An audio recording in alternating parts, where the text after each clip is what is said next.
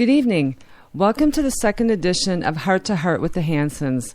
This is Sunday, April 13th, and I'm your host, Reverend Kristen Hanson, and joining me this evening is my amazing husband and best friend, Leif. Thank you, Kristen. Welcome to our show. Tonight's topic is a big one. We'll be talking about sex addiction and the effects it has on the addict and the family. Okay. We'll begin by sharing some background information about the disease, such as the definition, signs and symptoms, behavior, and how to find help. Mm-hmm. Then at about 7:15, we'll welcome our guests, Pete and Carol, to the show. We'll hear their amazing story of how they were able to overcome Pete's sex addiction in their marriage. Halfway through the show, you'll have the opportunity to call in and ask questions or share your story. Mm-hmm. Okay, the call-in number is 480-409-0733. That's 480-409-0733. We wanted to do this show for a couple of reasons. First, to bring awareness to the disease. We want to give our listeners a good understanding of what it is because so many people are suffering from it and we don't know what's going on with it. No, a lot of people too, and it's true. There is more people suffering with sex addiction today than we can ever imagine. Also, from a safety perspective, we want to give you a look at the behavior and the hows and wheres sex addiction takes place. Because there are no chemicals and sometimes little money involved, it can go relatively unnoticed at first. Yes. And lastly, we want to give the addict an opportunity to be heard, to be understood, and to realize that they're not alone. Yes. Sex addiction is the fastest growing epidemic in the world, the least diagnosed, and the most misunderstood. Absolutely. And being a life coach, I was even amazed at the facts that I had found out doing some research. It's pretty amazing. It is, yeah. There's several different types of sex addiction. There's sexual compulsion disorder, hypersexuality disorder. So tonight, we're just going to stick with it in general terms so everyone can understand. Yeah. I have plenty of experience with drug and alcohol abuse, and sex addiction is one thing that I don't have personal experience with, so I'm very grateful for our guests this evening, and we're going to have the opportunity to learn from them, from someone who's actually going through it. And I'd like to enlighten our listeners a little bit to the addiction process, so we can just kind of get a baseline of understanding. Every addiction and every addict has its own characteristics. There's different responses, fulfillments, desired effects. As addicts, we all have what we call our drug of choice, or our go-to drug. Sure. And sometimes it can be a single thing, or it can be a combination of things. And each one of those are designed to give a desired effect. It sounds like a very, customized, special type thing. It is. And sometimes it's even about the ritual, the steps leading up to the actual act itself. Mm-hmm. And that can be sometimes more persuasive than the drug. It can be the rush of making the score. It can be the way you set your drug up. It can, even go down to the clothes that you wear and the way that you get ready, so to speak. It's also like setting up your ego. You're one person, and now you're becoming another person, and you're preparing for a particular experience. Sure. Most addicts, I bet, would be able to say that they'd have some kind of ritual. And for some, it's even like a religion. I knew a guy, he was a heroin addict, and his setup was more important to him than the actual injection. He would spend like 30 minutes laying out everything precisely. It was very important to him. That's the important part. Yeah, and, as addicts, we so desperately want to feel better, and we so desperately want to fill that void that's burning inside of us, and we end up hurting the people we love. Right. We spend all of our money. We partake in dangerous action. We break trust. We use people and we lie to them. We break the hearts of our loved ones, and we make such a giant mess wherever we go. And, ultimately, when we're done, we end up feeling worse than when we started off originally. And it just creates this vicious cycle. So, you wake up the next day like, oh, I feel so terrible. I can't believe I did this. And you go back to your drug of choice. And then you wake up and then, oh, I feel so bad. And it's just this continued cycle. It is that way. But let me give you a little bit about sex addiction. Sex addiction in particular is defined as a condition that involves the person becoming excessively preoccupied with thoughts and behaviors that give a sexual desired effect. Yes. Between 3 and 5% of people, now that's 30 million people across America, are believed to be suffering from some form of sexual addiction. And that's just the people that are diagnosed. There's many more that haven't even received diagnosis yet. There's no real test to determine. That's one of the problems. If one is a sex addict or not. It's believed to be a combination of biological, psychological, and social factors that contribute to the disease. Yes. Physicians, they diagnose sex addiction by gathering medical, family, and mental health information to distinguish sex addiction from other disorders. It may start out with pleasure-seeking behavior. Drugs and alcohol can become a gateway to careless sex. Absolutely. Too often people respond to sexual urges out of impulse or because their perception is off while intoxicated. And just my experience of even, being in a bar back when I used to drink, Sure. I participated in some behavior that, I'm sure some friends of mine, listening back east, when they'd see me come into a bar, right, they'd be like, uh-oh. Yeah, she's here comes trouble. Yeah, exactly. And it's not a good way to feel. I think we've all had situations like yes. that. With many addicts, there's a dual diagnosis, which means there's a mental factor going on in there like ADHD or bipolar disorder or something else. The addiction acts as a coping method with the mental illness. And that's why it's so important to seek medical help to receive the care you need. And I can't stress enough the importance of finding the proper treatment. You have to find the treatment that's going to work for you. And it's okay to keep looking for the right treatment. Not all treatment is the proper treatment.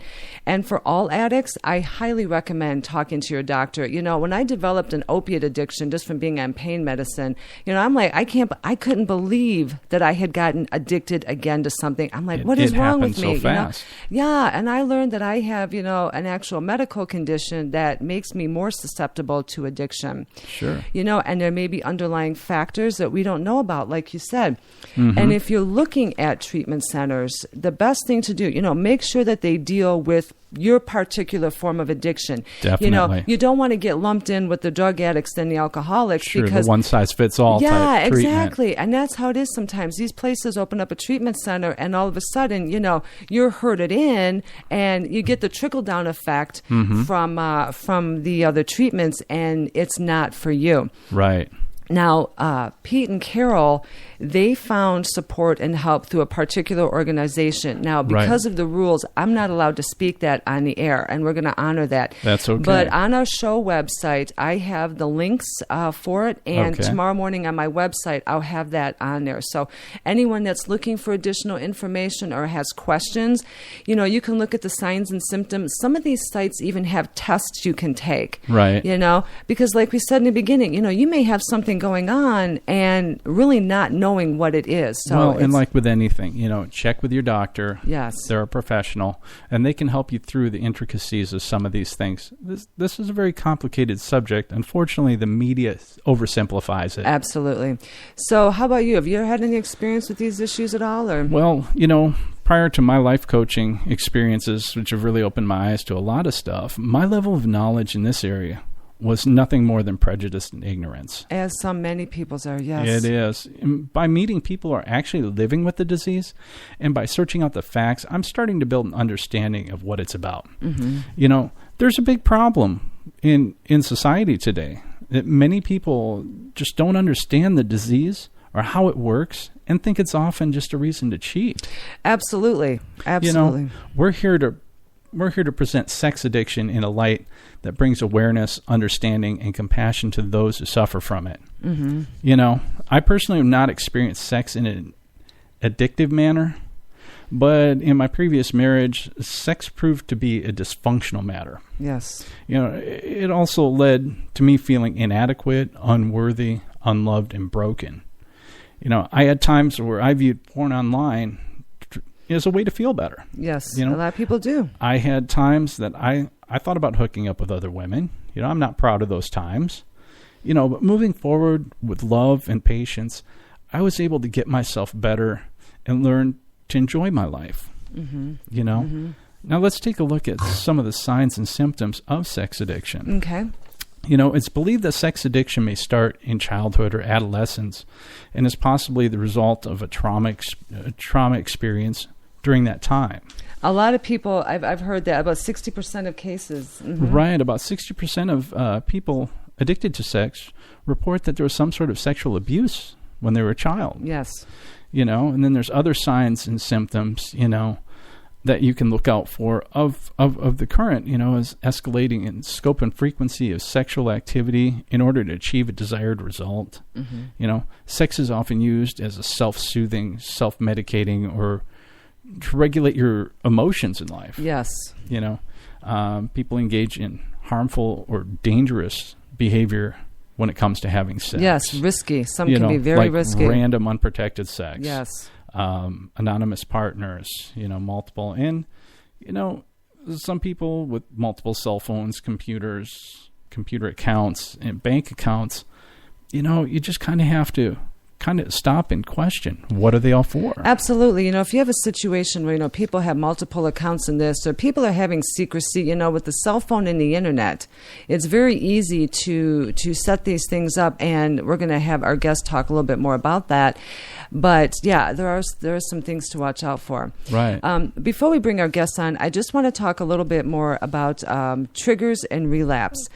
Now, relapse, I know in some of the programs that they have out there, when you have a relapse, you get your points taken away. You get your chips taken away. Or you do what they like to call the walk of shame. The walk of shame. You do all this hard work and you have to give everything back.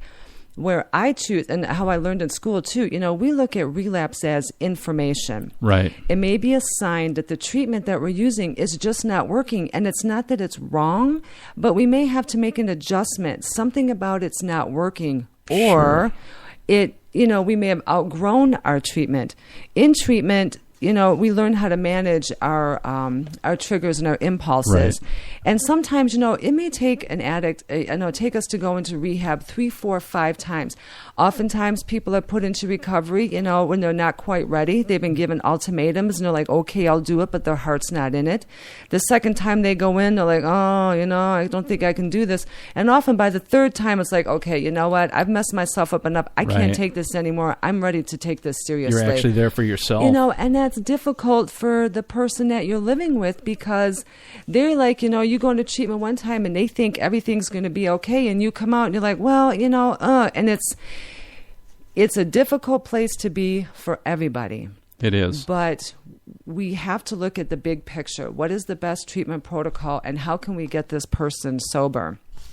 Yes. Then we have the lasting effects of the fallout of the disease. Yes. Okay, the American Academy of Matrimonial Lawyers reported that 56% of divorce is related to porn and sex addiction. Yes. Which breaks the trust between couples. 56% of marriages, of divorces, are because of people viewing porn online. I read that, Yeah, it breaks trust between the couple. Yes. Sometimes the behaviors put yourself and your partner in physical danger. It can be a high-risk disease. Mm-hmm. Also, lack of love or a need for affection between sexual partners happens. Mm-hmm. And then you start to wind up with a loss of sensitivity and just a rush to get it over. Sex becomes just an act to get it done. It becomes like machines. There's not a whole lot of intimacy going on. It's let's like hurry up and let's get it and let's go. Mm-hmm. And, a lack of involvement with the family in child raising, like a lot of other addictions, people pull back. And in the case where pornography is involved, there can also be a loss of arousal with real people, especially the partner. And that's a big thing. And I was going to touch a little bit on porn addiction, but I don't have enough information about it, and I didn't want to take away from our guests. And if they have something to add about it, that's going to be fabulous. But from what I do know is that, people become so dependent on pornography that they can't be physically stimulated by a real person. Sure. It just becomes images and online. So it does. Okay. So, if you're ready, I would like to bring our guests on.